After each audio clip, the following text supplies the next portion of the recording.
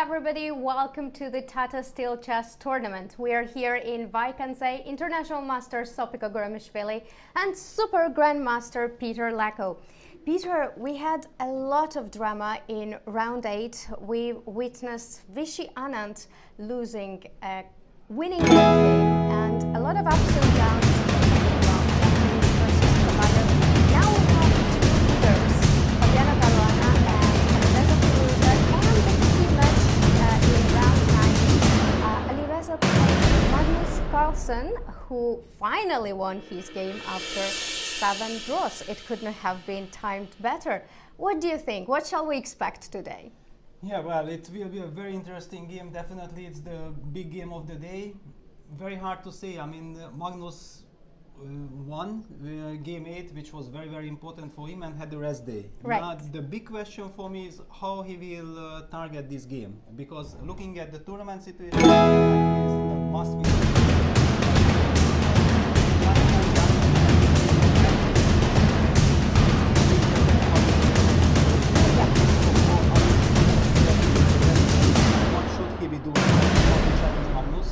Is he challenging him to a completely open fight? Which openings Magnus will use? One thing in my opinion is clear, that we will see a game with 1e4. And what will be Magnus's first move? That's already the big question for me. Also, Firouzja won all his game with white pieces in his tournament. Good start. Yeah, definitely. I mean, it's something Magnus must think about. That's exactly one of the reasons why I'm interested that will he really try to experiment and try to disbalance Firouzja. This is what he did in the World Rapid and Blitz, in the Blitz game, in this dramatic game, which probably we'll talk about later. But opening-wise, I think Magnus was very dissatisfied with the choice he made in that game. Right. And in this sense, I do believe that he will be more careful choosing his opening. Do you expect fireworks on that board or more solid options? No, I think it's... I don't know, it depends on the opening, clearly. If Magnus, for example, wants to go for the Najdorf, then definitely Firouzja will be interested to challenge him. But for example, if Magnus would all of a sudden play the Berlin defense, I don't know how Firouzja would deal with it. So a lot of questions. Yeah, which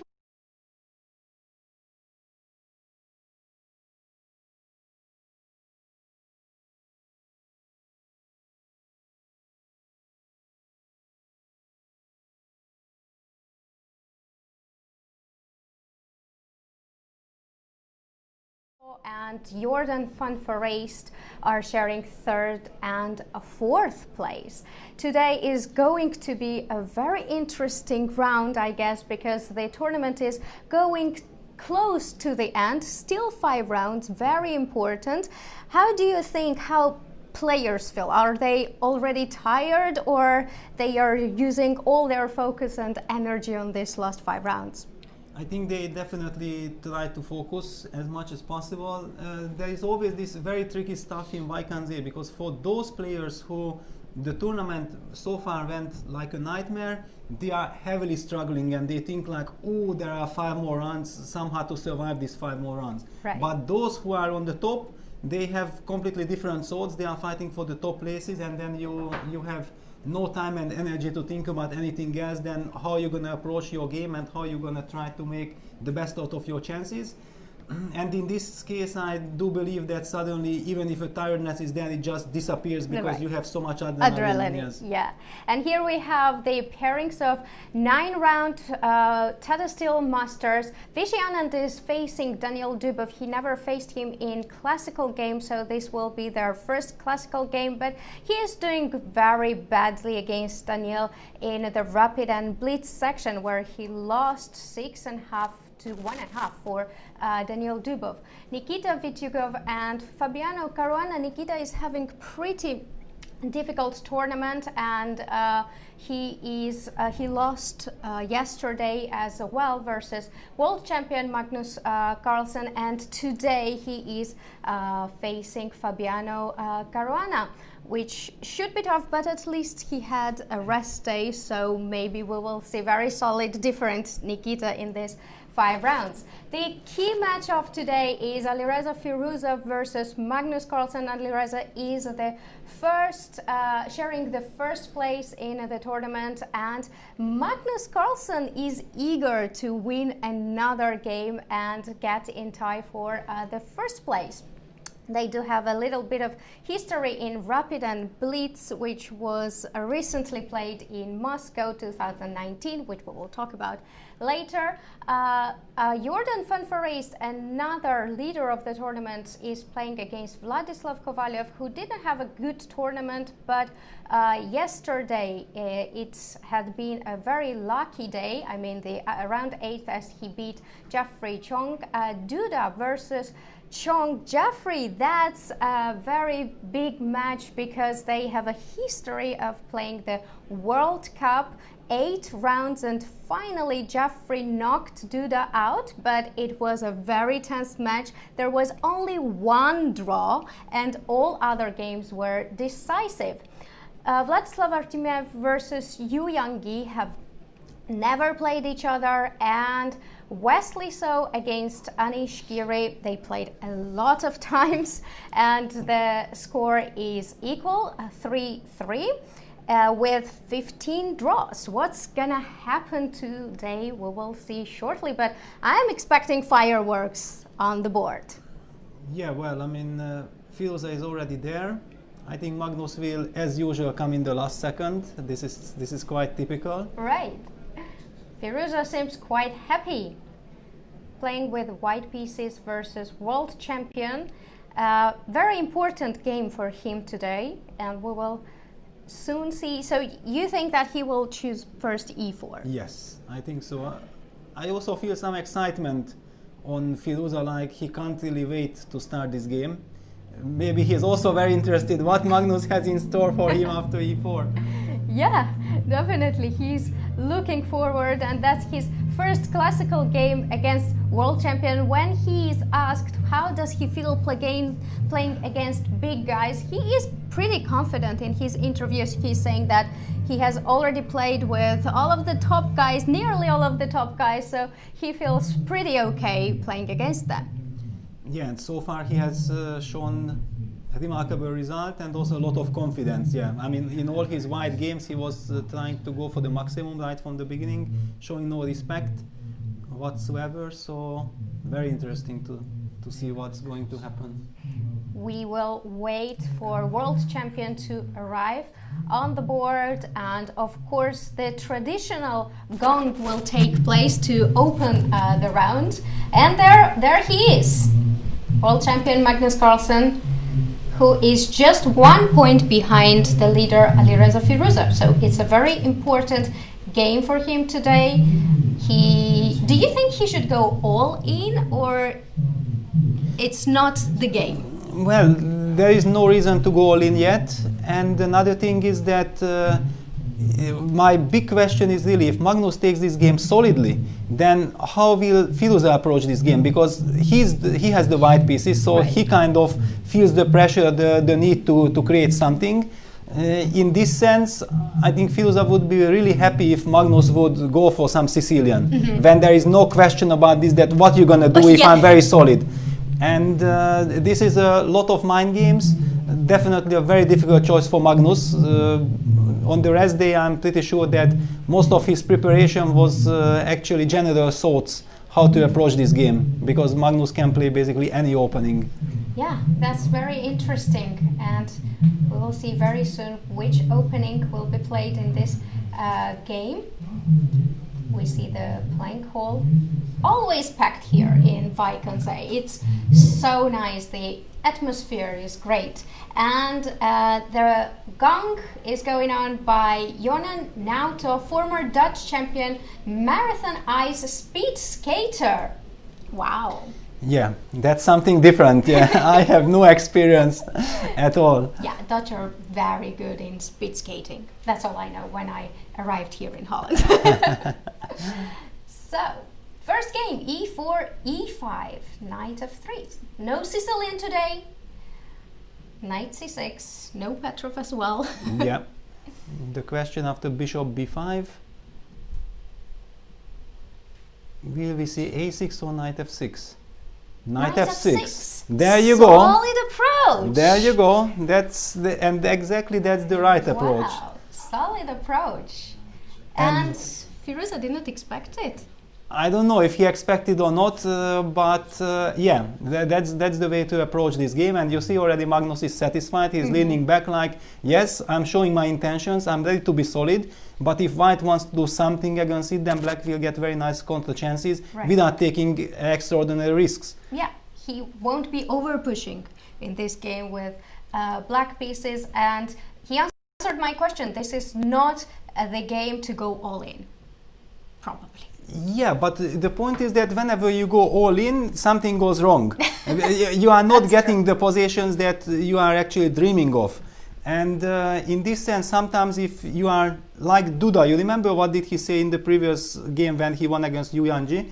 That, okay, he just played his game, he had no intention of winning it, that's why he won it. He wanted a draw, yeah. Yeah, exactly. I mean, because the white players always feel the need to do something. Against the Berlin, of course, you can play the rook e1 anti-Berlin, and then it's very drawish. The game most probably will be a draw. But you feel like you are on the center of the stage. You are playing for the first place. All the world is watching. You don't want to do that. Yeah. And we already see d3 is played. And Magnus plays d6. This is somewhat surprising. This is somewhat surprising. And it came as a surprise to Firouzja as well. And he knew that that would be the moment of surprise. He just got up to take a little walk. d6. Yeah, so basically the point being that the usual and almost automatic reply is bishop c5, but d3, d6 is another big major line, however not so popular.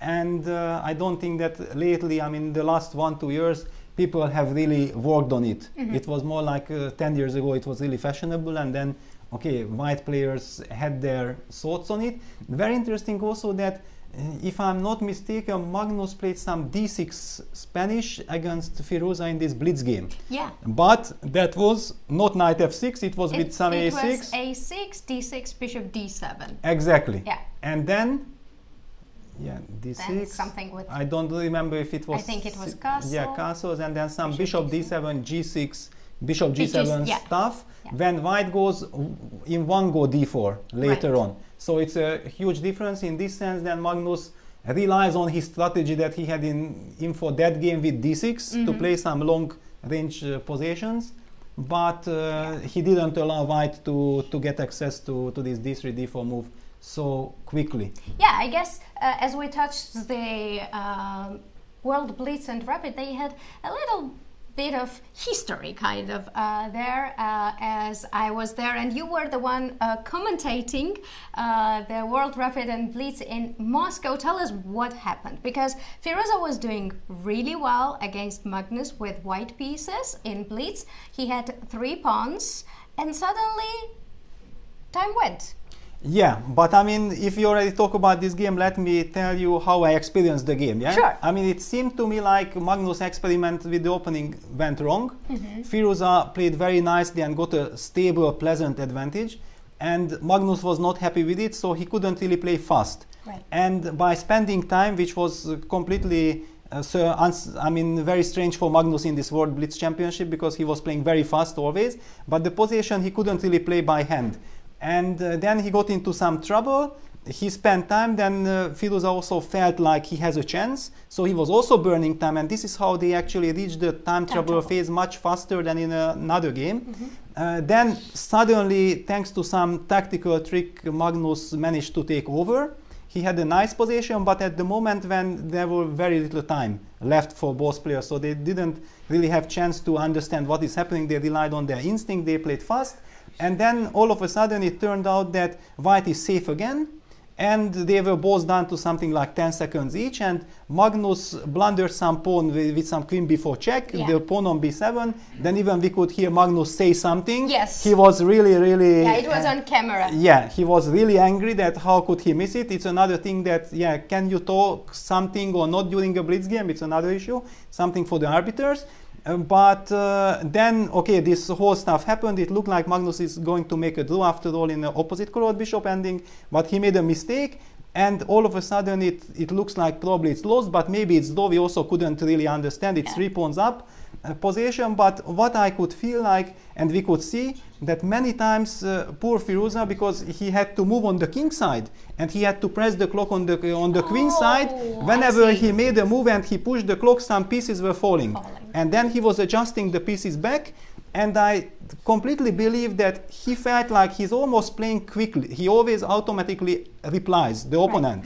And then how come he can ever lose on time if there is 2 seconds bonus? But the problem was time was ticking down, not while he was thinking, because he was not thinking, but adjusting the pieces. And I think he lost focus of this. And when he adjusted, I was there and I was, no, please move us, I mean, faster. And yeah, and this dramatic moment happened. And yes, 3 pawns up. Not only it's a draw, it's a loss. Yeah. And it was very tragic loss. However, I'm pretty sure that thanks to this game, Firouzja got so much sympathy around the world. Even if someone who for some reason didn't root for him so far, he's a big fan of him after this game for sure. Though what was a bit strange for me was that appeal from Firouzja came after this game. First he was saying that, okay, maybe it's a draw, so I should get a half point and not a loss for this game. But then arbiters checked that it's possible to give checkmate, self-checkmate, in this position. So he got 0 point for that. But then he appealed that Magnus was actually disturbing him because he was saying something and he was maybe swearing in Norwegian. But yeah, it did go nowhere. A lot of tension, of course. Well, the problem was that clearly already what you can appeal. I mean, you appeal, and I understood him perfectly because he's in state of shock. Right. I mean, how is it possible that this 3 pawns up position I'm losing? There is no way this is possible, just exactly like this. And yeah, the rule is, of course, extremely cruel. Because how on earth can you ever imagine checkmating anyone if he's a chess player and not really trying to create by himself? With just one bishop. Yeah. And yeah, it was shocking. Yeah, what happened. It was very, very pity. But sometimes this is like in tennis also. Yeah, you hit an out. And then you are probably sure that this was out, but you still ask for the eagle eye, just so that you have some time to get back your composure for the next game. And after all, Firouzja did anyway well in the tournament. Okay, if he would have won that game, he would be in fight for the first place. Anyway, he was very, very successful in the championship. Yeah, he got silver medal. World champion got again another world champion title. And do we have any updates in the game? Yeah, we have some moves, so let's get back. This is now classical chess. Such drama will not happen like it happened in Moscow. We can see some different, we can see some chess drama, but most probably not with the clock. C3, this is the standard move, A6, bishop A4, bishop E7. Black plays the usual stuff, and now we are actually getting this transposition of the 6D3. How was last game of Magnus in the tournament against Vitiugov? It went A6, bishop A4, knight F6 castles, bishop E7, D3, and in the game happened B5, bishop B3, D6. This is the moment, and when white played bishop D2. So if instead of B5, black would actually play D6, then most probably Magnus would have anyway played C3 here, and basically this is another way of reaching this position. That's why it did happen. Tricky move order to avoid bishop D2.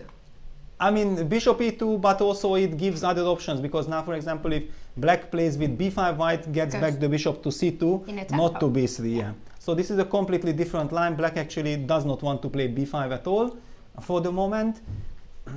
A very smart position. Definitely Magnus has a lot of experience with it.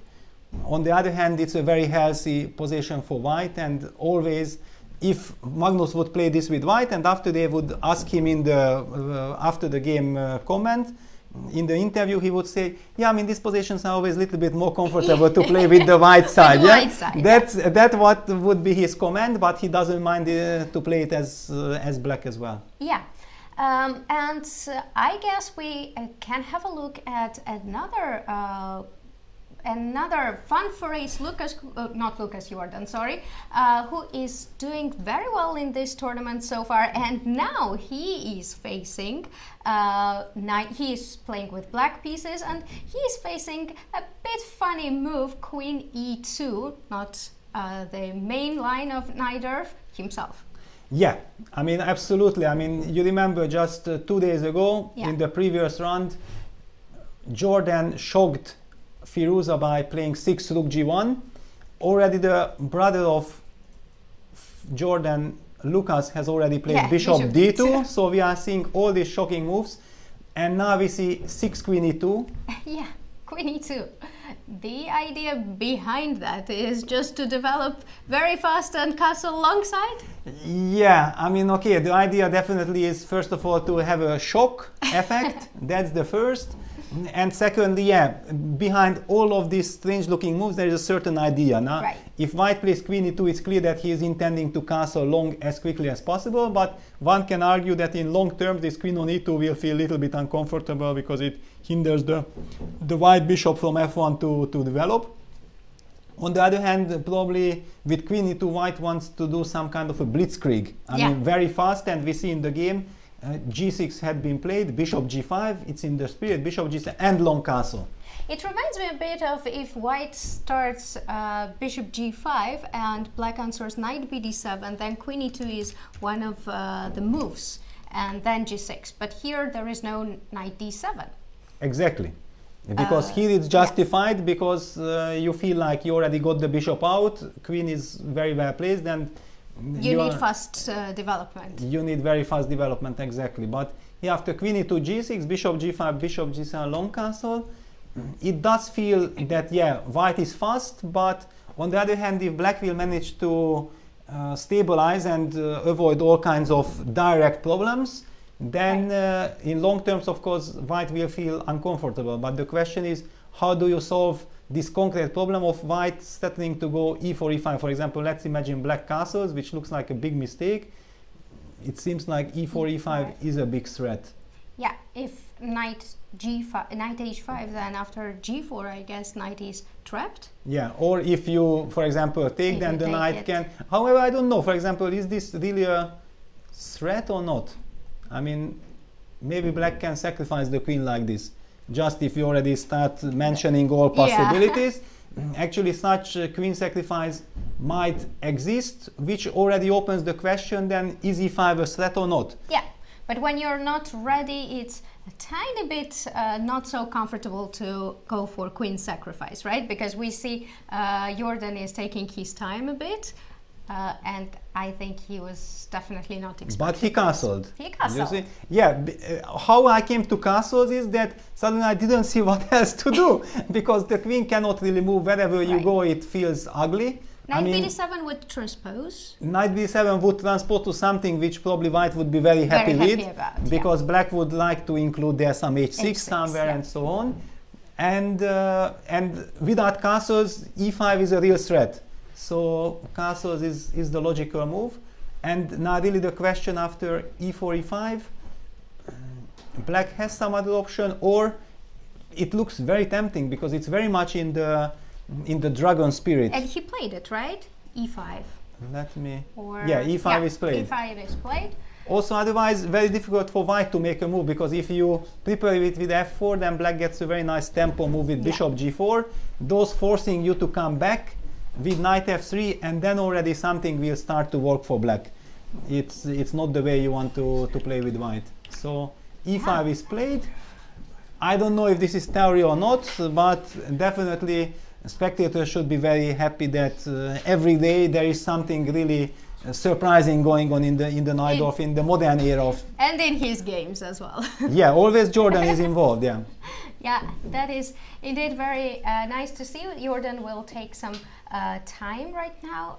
Shall we go to another tournament leader, who is Fabiano Caruana, playing against Nikita Vitiugov. Ooh, my goodness. Yeah, we see the same line like what Anish did. Yeah. Okay, let's happened pretty fast. The Nimzo-Indian defense. Yeah, the Nimzo-Indian, and okay, just so that if somebody looks at the position and says, wow, what is this? Yeah. Just so that everybody calms down, let's just quickly go through how did we reach this position. This is exactly how Anish, Giri, Fabiano Caruana game went from this tournament already, and I had a game like this myself, one of the very first in 2012 FIDE Grand Prix in Tashkent against Dominguez. Knight d7, bishop f4, queen h4, g3, queen h5. This is all mainstream theory and the most critical way of dealing with white setup. Castle g5, c takes d5, gf4, d6, knight takes c3, and now finally Fabi is blitzing his moves out, because I was saying that I was invited exactly to join Hans Böhm in the Café de Zone, and during that game, and I just went there for like 15-20 minutes, and I was mentioning that actually Fabiano had a game against Mamedjadov in the Sinquefield Cup in August, and there he mixed things up. And then Mamedjadov, because he was not ready for the mix-up of his opponent, he also mixed up, and it was a complete mess. Finally, a very sharp, very entertaining game finished in a perpetual check draw. And then suddenly Fabi was now again taking his time against Anish. And now we see f takes g3, played a tempo. This is the way how you have to approach this line, because if you are not ready, then you are suffering like he did against Anish. Now he for sure knows what he's going to do. I think both players are ready to face each other in this particular opening. Let's take a look at Anand's game. Yeah, I mean, how did he recover from the loss?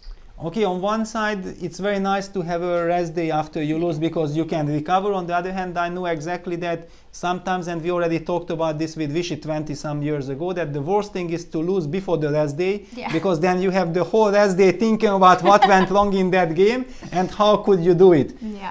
So definitely the best way of forgetting the previous round's game is to win today.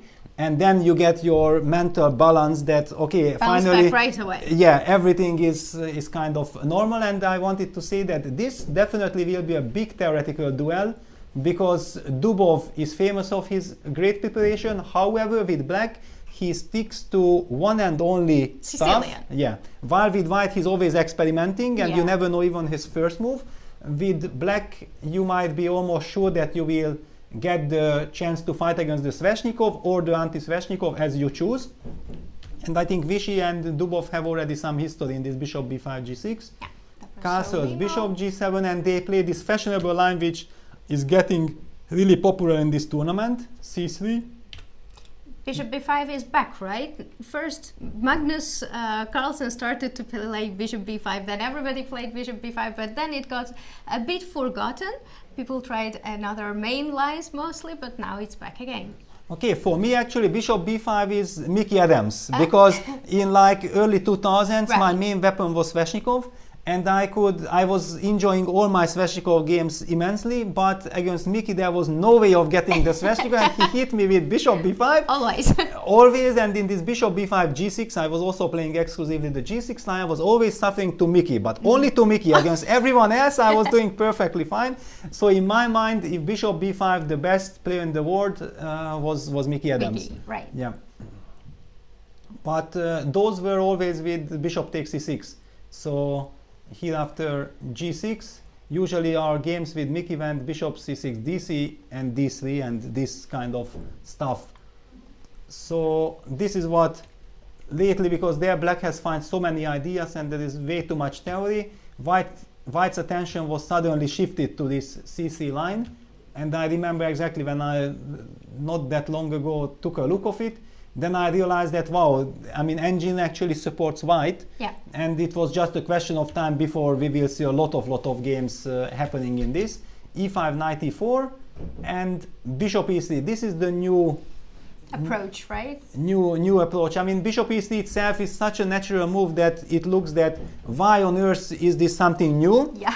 But the point is that after queen b6, bishop takes c6, I believe that previously people just saw that bc6 and okay, how can you give up your bishop? The queen attacks the b2 pawn, but all of a sudden then computer says that queen c1 and it's not so easy. Right. And basically, if you don't have computer and somebody tells you, okay, I'm gonna play queen c1, you say, okay, I will stop the analysis right there. This makes no sense. Yeah, I'll just play it on the board. Yeah, but if computer plays queen c1 and he claims, for example, 0-30 or 0-40, then before you really get to 0-0, and you start respecting this move, and it You're seems clicking and clicking.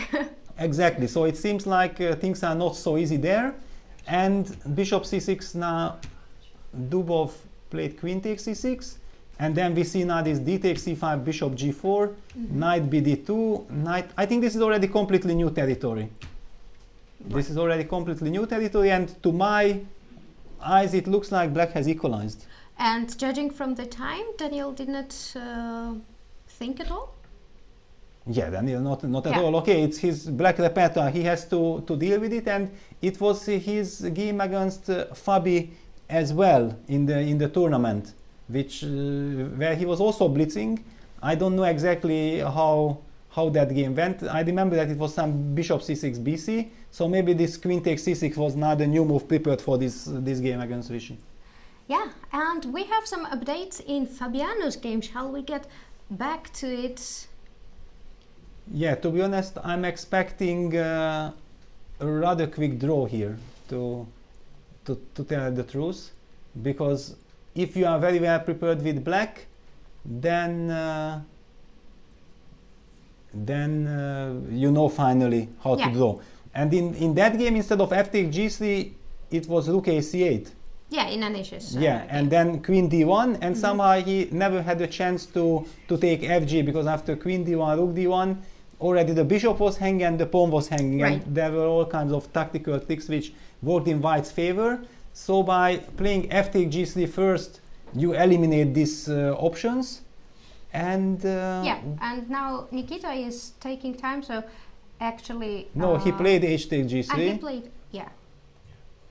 For some reason we are not getting the update, but I do see h takes g3, rook a8. Yeah. And I'm not revealing any big secret. I'm saying that this is also my prep. So and bishop f5, bishop takes c3.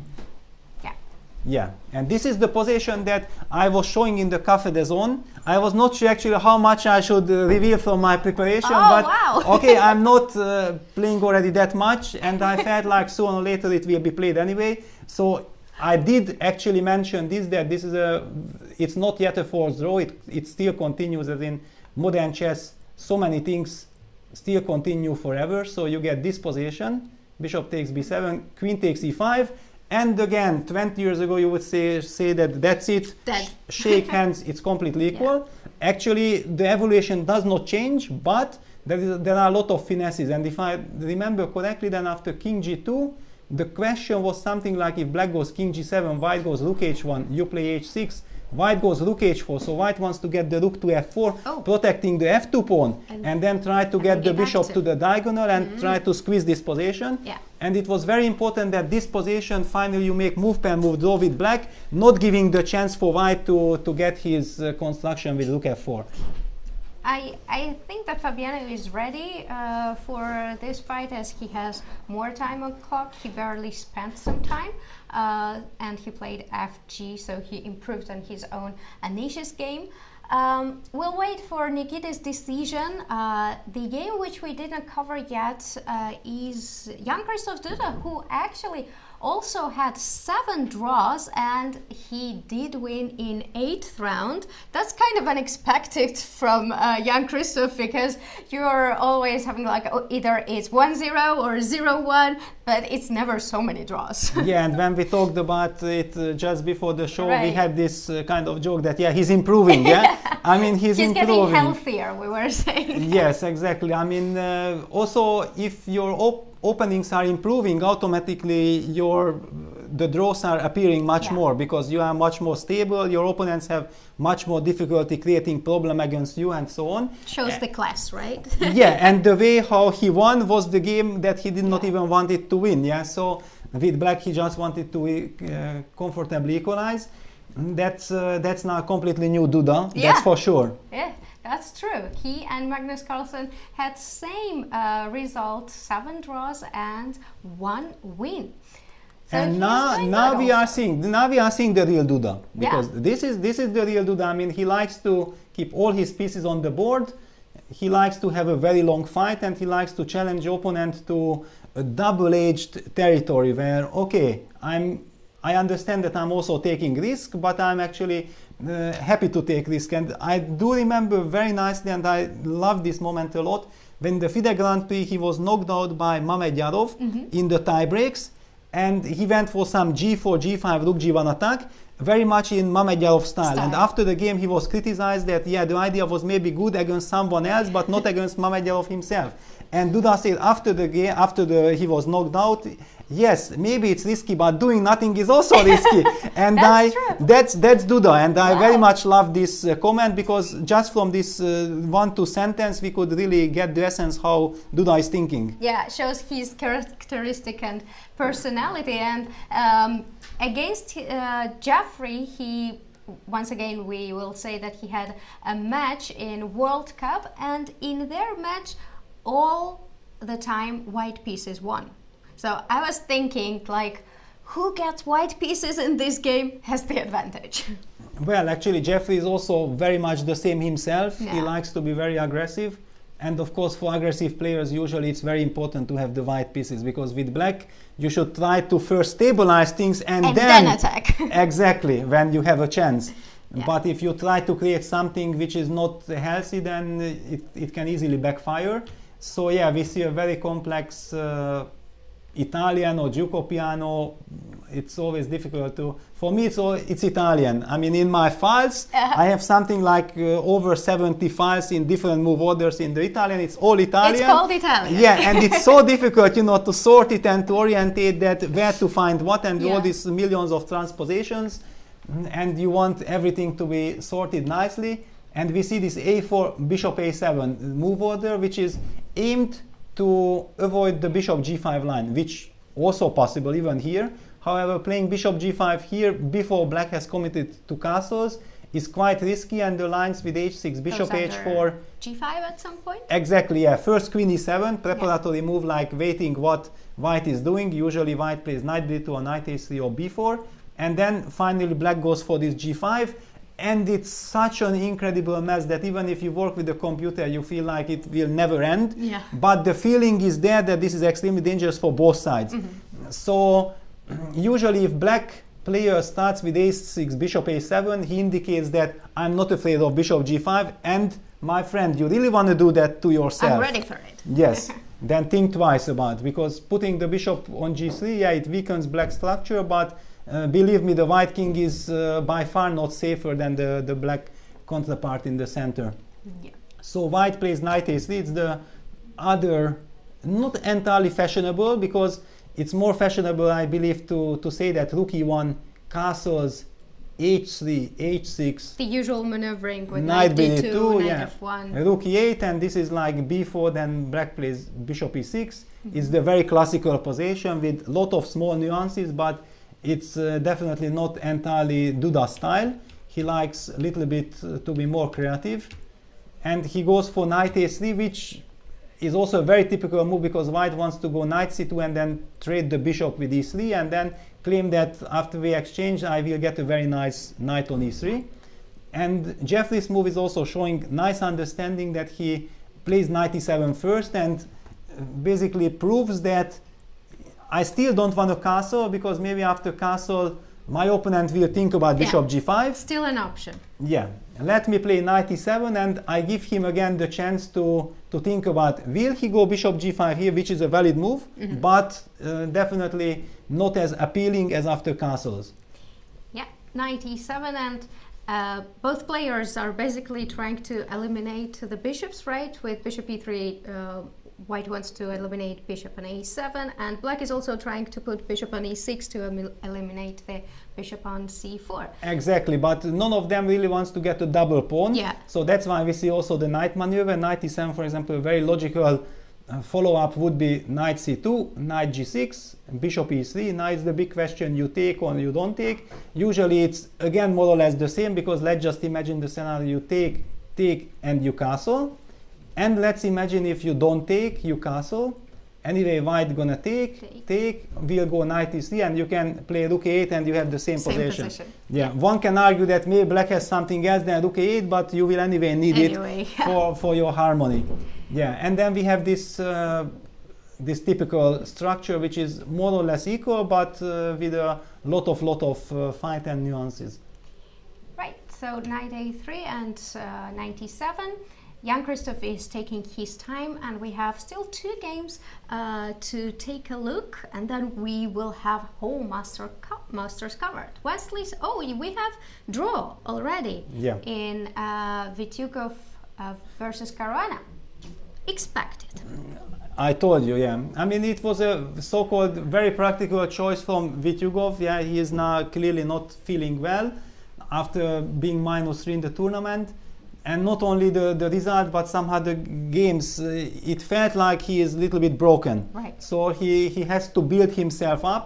The only danger is that when you basically avoid fighting with the white pieces, you will anyway have to face the games with black. Black, yeah. And finally the question is really, are you mentally already ready to have those battles, or with black you cannot avoid the fight? Yeah. And sometimes it's just another thought that you, after losses and so many minus in your tournament result, you just want to stop bleeding. And still, Vaikanse is such a long tournament, you will still have time maybe to come back. 5 rounds to go, and Fabiano Caruana is now 5.5 out of 9, and if Alireza draws his game, then he will be again the one who will be sharing the first place. But Alireza does have a chance to become a sole leader if he beats the world champion Magnus Carlsen. Actually, Fabi is what I wanted to say, that if you are faced with force lines and you deal with them like Fabi did today, then it almost guarantees that you will never get those force lines anymore, because people will know that, whenever I play the force line, Fabi knows, and that's it. Yeah. But Fabi simply has shown that in these 2 games he failed to memorize. Okay, both times it was like a shock and it was like a surprise, he was not expecting it. But still, if you play the Nimzo Indian and you rely after 4th move Queen C2 on your move castles, then basically before making sure that you know here everything, and you can even with your closed eyes, even at 4 o'clock in the morning, be able to tell your seconds all the line till the end, you just cannot play this move. And now that he has shown that he knows everything, nobody will challenge him anymore in this tournament, unless some low-rated opponent who wants to win his rating. That is true. Let's see Wesley Saw against Anish Giri. Slav? Yeah, and the very standard position, but if it's standard, then why on earth did already Wesley spend 20-something more minutes? It shows that it did not come as expected for Wesley in the opening. I mean, so Anish came up with a surprise, and this so-called standard exchange Slav was something which Wesley did not expect for this game to happen. And we see already c4, c6, because this is very rare that nowadays c4 is met by c6. It's very interesting. Yeah. Because long ago it was like whoever played the Slav would be sure that against d4 he plays also d5, c6. Usually those players who played the Slav were who played after e4 also c6, and against c4 also c6. And in this case, what to do? So. Yeah, and usually Anish's answer, as far as I remember from his games, is c4, e5. Yeah, lately Magnus, he has... against Magnus he had, even in this tournament, it was c4, e5. Yes. Yeah, so basically that's what Wesley most probably has anticipated. And the big question when you have a rest day, what to do with this rest day? Because there are 2 options. One option is just simply to say that, okay, it's a rest day and it's a very tough tournament, let me rest. On the other hand, you also feel like there is a rest day, I have time to make a targeted preparation against my opponent. And then if you feel like there is some chance of catching your opponent somewhere, then you might be tempted to go for it. But in order to achieve that, you have to cover so much territory, because most probably you will not get it. Yeah. And here I think, again, we see that Wesley maybe have spent 4 or 5 hours on c4, e5, just making clear what he has in mind. And then all of a sudden, oops, c4, c6 happens, and a completely different type of play begins. d4, knight f6, knight c3, d5. There is no way, I mean, there is no need white to play the exchange Slav. But on the other hand, when you are not expecting the Slav, now the big question is, in this move order, if you play 4th move e3, then you get the Melan e6, yeah. with e6. Also not something main players are looking forward to. And after knight f3 again, you are faced with e6, or even with d takes c4. Two very big different complexes. So in this sense, then maybe Wesley thought, okay, let me be practical. Let me take cd, cd, bishop f4 and try to squeeze a little bit something out. Yes, you can try to approach the game like this. The only problem with the exchange Slav is that it became also so popular and there is so much theory in it that all these general grounds that I'm gonna play with little bit tempi up, symmetrical position. It's covered already, yeah? It's not there anymore. Right, knight c6, and we have similar structure or same moves, but white has a tempo, e3, e6. Yeah, and before I think it was like considered very risky strategy for black to play like this, and many times black started to play these a6 lines and so on. Bishop g4. With bishop g4 and so on, yeah. But that was never full equalizing. Yeah. White was always putting a little bit of a pressure. And that's the reason why this so-called symmetrical approach became very tempting, because if nothing happens, then black will easily make a draw. So basically it puts a lot of pressure on white, whether you get an advantage or you will get nothing. Nothing, yeah. Yeah. e3, 6, queen b3, so white has to be energetic, of course. Bishop b4 and bishop b5 played. Bishop b5, and I see some kind of bishop c6. Yeah. Yeah, castles, bishop takes c6. Now I'm really curious because I just don't got drop this. the piece, yeah. Yeah, don't take it on c6 back. Yeah, definitely. But if I remember correctly, I just got the book Anand Files on all this. It's actually a wonderful book about the matches that Vichy has won in between 2008 and 2012. So the match against Vladimir Kramnik in Bonn is covered, the match against Veselin Topalov from Sofia is covered, and the match against Boris Gelfand is covered extensively in this book. And the first game in Bonn between Vladimir Kramnik and Vichy Anand exactly had this. Went like this. Went like this, and I think after that game it became common knowledge how black has to deal with this line, because before it kind of, first of all, was unknown, and secondly it was not clear yet how black is solving his problems. And I opened the book and I reached exactly till game 1. You know, I'm a second here, I don't have much time. I mean, okay, sometimes I have 1-2 minutes to look around, and slowly, step by step, I managed to get there. Wow. Yes. That's very nice.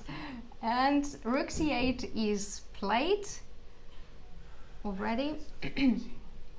Yeah, and in that game, if I'm not mistaken, because okay, one thing you are reading and I was there in the match and so on, but I think what was important that after this white taking the pawn, Vichy blitzed out queen c8, which indicated that he is prepared and ready also for this line. And queen c8, if you are not prepared, it's something. A tough move. It's a very tough move, because you just lost the pawn, you sacrificed it or lost it because you were tempi done, so you cannot cover everything. And by acknowledging that you are ready to go for an endgame, this was a clear signal that after castles, Vichy also blitzed out the move a5, which was extremely important. And during the game, and I think if Kramnik would have been happy later on, he could have repeated this position. But there was no real desire to repeat it, because it seems like black comfortably, thanks to his activity, makes an easy draw. So really interesting to see if Anish will copy that or not. Well, I think Anish will copy that. The question is what Wesley has in mind for this game, because if he has some idea here, then he would have not spent already 30 minutes on the clock. Right. So I do believe that he most probably knows the theory, but he also knows that there is not much in this position. Yeah, and sometimes it happens that you just know the theory and you are spending time because you want to remember the lines, but we will see that shortly. And before we go to the key match of today's round. Sorry, actually, before we move forward, I think maybe I was wrong. Maybe it was knight e5, knight g4. These exchanges were in, and then there was this queen before. I mean, right. I'm a little bit confused, but the point was that this queen c8 and then takes a5 is the point. Going to opposite colored bishop. Yeah, but I do remember that the knights were exchanged. So yeah, don't be surprised if the players will reach like this position. Yeah, and there is one more game, yeah, which we did not. Yeah, it is the game of Artemiev versus Yangyi, and then we should have a look, of course, to the most interesting game of the round, Alireza Firouzja versus world champion Magnus Carlsen. Yeah, I mean, Vladislav Artemiev has a decent tournament, but not a spectacular one so far. It's also his first entry to a super tournament. I think this 50% is, I think he's in 50%. Is quite normal. He has played many very interesting games. But the point is that here Yangyi is the one who is kind of the big surprise, because Yangyi had such a nice 1-2 years and his rating rocketed to 2760, and he was playing many of these Grand Chess Tour wildcard events with rapid Blitz and so on, and he was doing so well. And now we see already his rating has dropped before the event to 27-26, so he's like minus 30-40 rating points. All these Chinese leagues. Yeah, I don't know exactly what, but in this tournament we already see that he has he's -3 or something. Something which, if you ask before the tournament, you say no way Yangyi is in a danger of getting a serious minus in this tournament. But yeah, this is what happened. We see some typical Artemiev stuff, because he likes to avoid mainstream theory. He relies on his playing skills in strategical positions, and one of these rates, hybrid, different things are very much his favorites. And Yangyi plays a very solid line with c4, c5. It's again some symmetrical stuff. Copying each other. Yeah, but I mean, believe me, copying, you should only copy if you know what you are doing, because if you copy brainlessly, then believe me, it will end very badly. So takes, knight takes a5, rook d1. Yeah, both of the players spent some time here, but Vladislav seems to be the one who spent more time. Yeah, more time. Okay, it's really symmetrical, but the knight on a5 is somewhat strange. Yeah, one can argue that it protects the weak pawn on c4. On the other hand, it gives nice success to the white knight, to knight e5, for example. I think it looks tiny bit better for white. Yeah. I mean, exactly. That's what I wanted to say. That don't be fooled by thinking that they already changed the queens. It's symmetrical. This is going to be a boring draw. No way. I mean, it might be a draw, but because of mutual precision, not because the position is not interesting. Yeah. So it's full of finesses, but not that exciting. And this probably should bring us back to the game Kovalev against Foreest, because what happened there? Did the queen sacrifice really happen? Not yet, I guess. DE, but now it is Vladislav Kovalev who takes time to think if knight e6 should be played or not. What are the chances that the queen sacrifice will happen in this game? Well, I think they are pretty high, because the big shock is what is happening here. I mean, if you blitz out everything with white so far, then it should illustrate that you know what you are doing in the follow-up. I don't really believe that white has any choice then to move the knight, because taking back the pawn is possible, but will give black very nice tempo and solve all the problems, so it's not an option. Knight e6 has been played. Knight f3. Knight f3, yeah. This is the calm move. This is the calm move, yeah, because somehow I had immediately this feeling that after knight e6, maybe even you can take it immediately. I mean, you have all these options. You can even take on d1, but even just takes, rook takes. I mean, queen takes e5 runs into all kinds of pins, and if I damage your pawn structure, then black can easily be simply winning with the rook and the minor piece and beautiful structure and initiative. So, and if you don't take on e5, then you just cannot. Then black already has a rook and the piece and the pawn and the central pawn and better development, better structure whatsoever. So it's not an option. But if white really has to play knight f3, and look at this, Kovalev has spent half an hour to decide for knight f3, so it somehow indicates me that it was a clear bluff. He was hoping to shock his opponent and he would not dare to play castle. But it turned out not so good preparation-wise for him, as Jordan didn't spend a lot of time. I think Jordan is not someone whom you can really shock, because he He's likes the to one. shock his opponents. Exactly. I mean, for him, something so-called strange is quite normal. Yeah. I mean, we have seen him already previously. He feels home. Yeah, I mean, against Firouzja after move 10, he played king d1 out of castles, I mean, out of everything. So this is like every day for him. Maybe this is what Kovalev says, okay, for you every sparkling position is normal, then let me play something very solid, which might maybe disbalance you, yeah? But I don't think white can fight for anything at all in this after knight f3. Yeah. So but it's probably the best move anyway in the position. So far it looks like that Dutch Jordan van Foreest is doing pretty good. Shall we see if we have any updates in Magnus's game? Yeah, definitely, because for sure many things have happened there. We can jump to the actual position. Yeah, the position is after g6, and maybe just in order to understand what has happened, let's see the moves. So bishop a4, bishop e7, we left it off here, castles, yeah, correct. Rook e1, rook e8, very precise also. I mean, black still doesn't want to push b5, he waits for white to show his cards. Knight bd2, bishop f8, and this is again a very useful move. And now white has a wide range of moves. Should he play h3 first, which happened in the game? Should he play knight f1? Every move gives black a chance to switch between his setups, or to go for d4, which I was making it a big move in 2012. And for some time it was popular, but we immediately see the point that when you play d3, d4, then some bishop g4 pin issues might appear. And if white can play d4 after h3, then everything is so much nicer. Yeah, the only problem is that if you play h3 first, then you might not get a chance of playing d4, or if you play d4, then already black is ready to meet it in a normal way.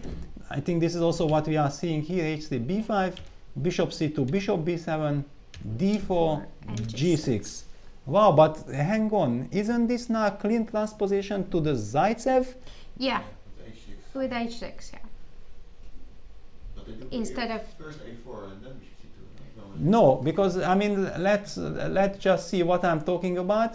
I'm talking about the Zaitsev classical Spanish, which happens like this. Rook e1, b5, bishop b3, d6, c3, castles, h3, rook e8, d4, bishop b7, knight bd2, bishop f8. And here there is a4, which Firouzja played in the tournament. This happened in the first game against Kovalev, the old classical main move, and we have seen all these Kasparov-Karpov games in all those sharp lines.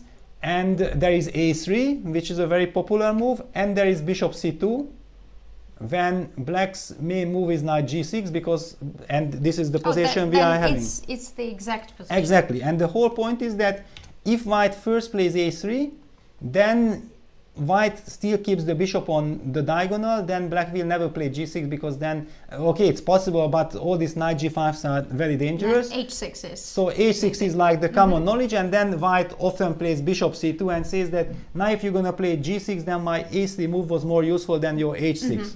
Yeah, so it's a completely different line. Then black can play for some very sharp line with e5. It's a completely different stuff.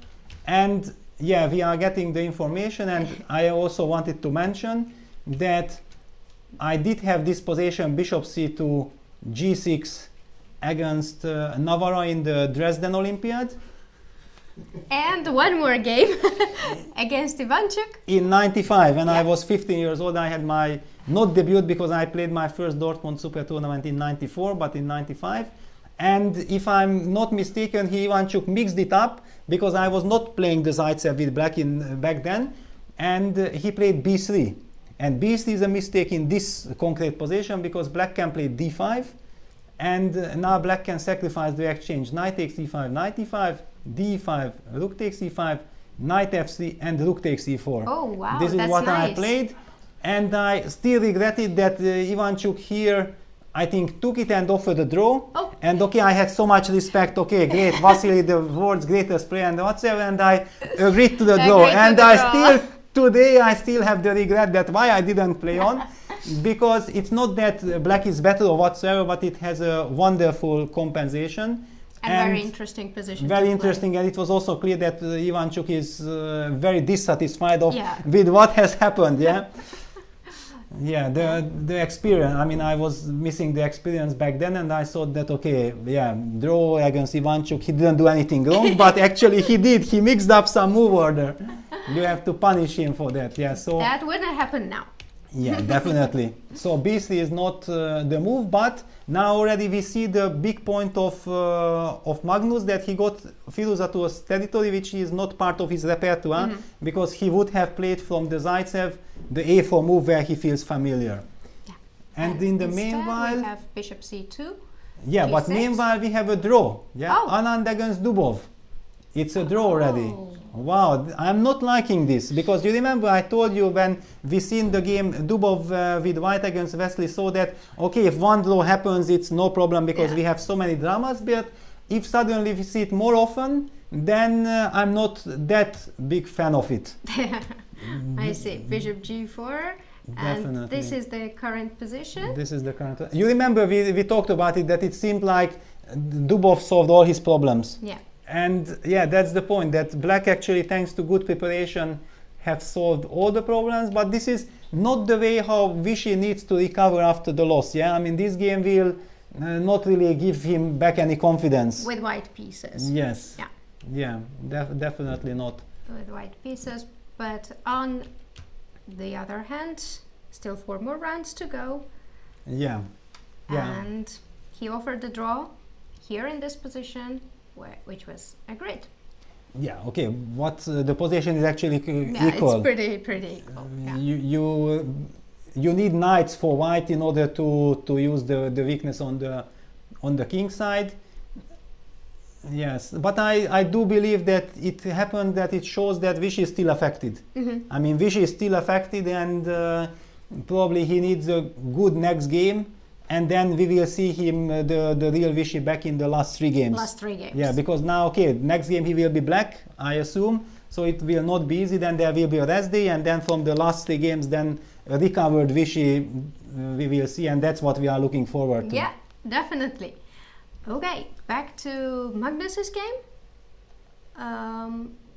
Yeah, and after there is still G6, Firouzja Firouzja is thinking a mainstream theory. Yeah, in a mainstream theory, exactly the point is that here the move I played is d5 against Navarra, and then I believe that Magnus has played d5 himself against Navarra in the same tournament in Dresden, actually. Yeah. In the same tournament in the Olympiad. But Firouzja played something on the queen something on side. the queen side. It's either a pawn or b pawn. He played a3. a3. He played a3. I mean, it's a natural move, but actually, objectively, it gives nothing for white, because if you play in the line that we were before mentioning, I will actually then create something there, because it's connected, With and bishop otherwise on b3. otherwise I can't reach that position. That if we get it the classical way, yeah, Magnus already blitzed reacted. out. Yeah, I mean, of course he blitzed out, because and actually probably he played knight b8. Yeah, exactly. Now he goes knight b8, and it's a perfect position for black, because the Breyer maneuver, knight b8, yeah, the knight Breyer d7, maneuver. But the point is that after a3, if black plays h6, then white plays bishop c2, black plays knight b8. This is the standard position. But here g6 for black is much more useful than h6, because actually anyway need g6, bishop g7. So he has won a tempo. The opening has gone perfectly. And look at Firouzja. He's looking in the distance. He's also trying to somehow understand how do we stand with tempos to the other position. But he lacks this experience, and this position is not part of his repertoire yet. And this can explain why he actually fell into this move or that trick. Yeah. And now Magnus got exactly what he really likes and loves, and where he is so good. A clear positional play, strategical play, avoided any kind of forced variations. He can rely on his experience, on his feelings, and he disbalances his opponent. Yeah, he already got some points in the opening preparation, and as we can see, he feels pretty good, while Firouzja takes a lot of time. And then it's really difficult for Firouzja, to play against, because this is a very strategic game, and where you have to feel the perfect squares also for your pieces. I expect that Firouzja will spend pretty much time in the position. Yeah, because also the point is that if you get the knight to g3, you can play the position, but you are not getting the knight there. And that's the point behind knight b8, that black puts a pressure on the e4 pawn. So if white plays knight f1, black can simply capture on d4.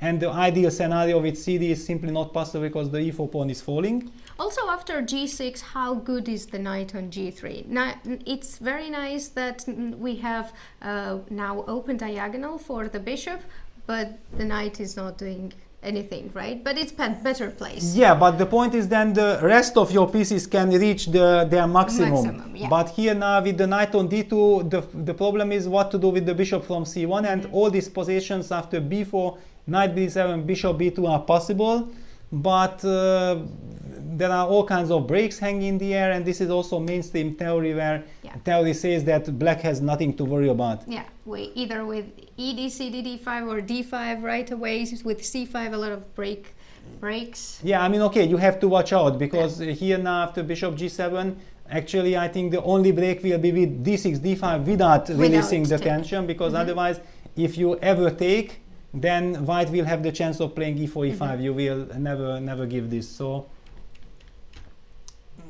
so this is really a dream scenario for Magnus. Not that he is better, he's not better at all, but with knight b8, black has basically equalized, and he has a full-fledged fight ahead of him. That's exactly what he was looking forward to. And look at Magnus. You don't see him so often in such situation. I mean, he feels blood, yeah? I mean, somehow he smells it. Yeah, that I got what I wanted, let me try to put all my energy into this game. Yeah, we are expecting that this will be a very nice, long game. But before we'll take a little break, don't go anywhere, we'll be back shortly.